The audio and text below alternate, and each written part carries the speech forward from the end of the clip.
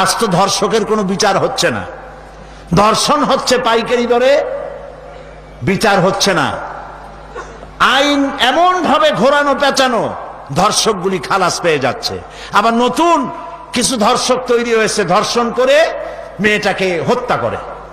আযানিয়াতু ওয়াজ্জানি ফাজলিদু কুল্লা ওয়াহিদিম মিনহুমা মিআতা জালদা।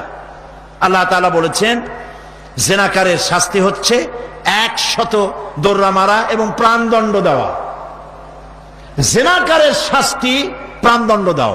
জিনা করেছে প্রমাণিত হয়েছে, অবিবাহিতা যদি হয় দোররা মারো, আর যদি বিবাহিতা হয় পাথর মারিয়া উড়ায় দাও।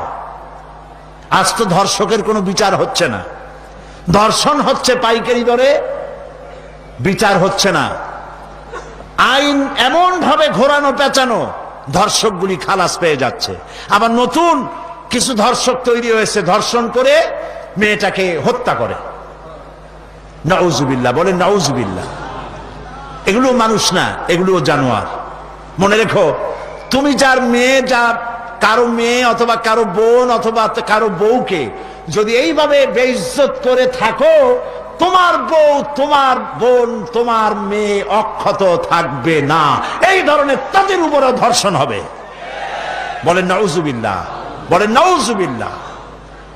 অশ্লীলতার প্রচার প্রসার যত বেশি হবে, জেনা ব্যভিচার তত বেশি হবে, ঠিক কিনা?